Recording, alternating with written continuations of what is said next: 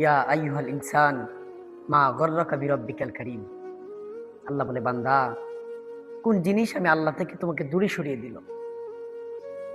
কোন জিনিস তোমাকে আমি রহমান থেকে আলাদা করে দিল?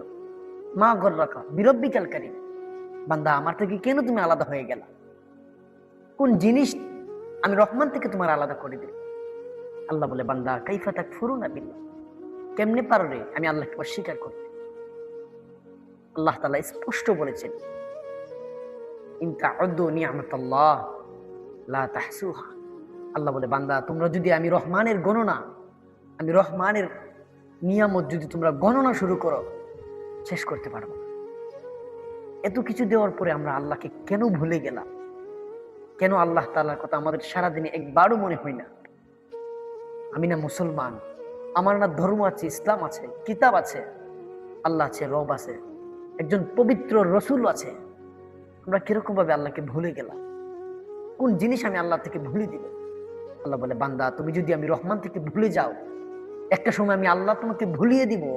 তোমার একটা রব আছে, একটা আল্লাহ আছে, একটা সৃষ্টিকর্তা আছে, আমি ভুলিয়ে দিব এটা তোমাকে। আমি তোমাকে শাস্তি দিব এমন একটা।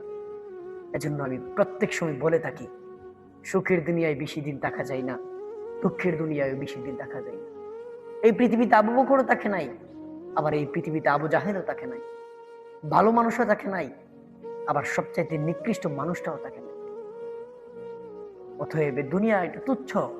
মাল হায়াতুদ দুনিয়া ইল্লা মাতাউল গুরুর। আল্লাহ বলে, বান্দা, এই দুনিয়া এটা তো তুচ্ছ।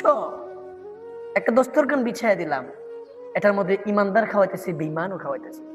যার জীবনে সুখ দেখে নাই সেও মাটির নিচে চলে যায়, যার জীবনে দুঃখ দেখে নাই সেও মাটির নিচে চলে যায়।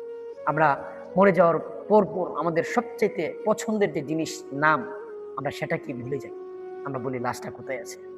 অতএব এই দুনিয়া কারোর জন্য থেমে থাকে না। সামনের গাড়ি অ্যাক্সিডেন্ট করে, পিছনের গাড়ি থেমে থাকে না, হরন দিতে দিতে সামনে আগায় যায়। অতএব ফিকির করেন, জিন্দিগি নিয়ে ভাবার চিন্তা করেন, হিম্মত করেন, আল্লাহর দিকে ফিরবেন, রসুলের দিকে ফিরবেন। আল্লাহ তাআলা আমাদের তৌফিক দান করুন।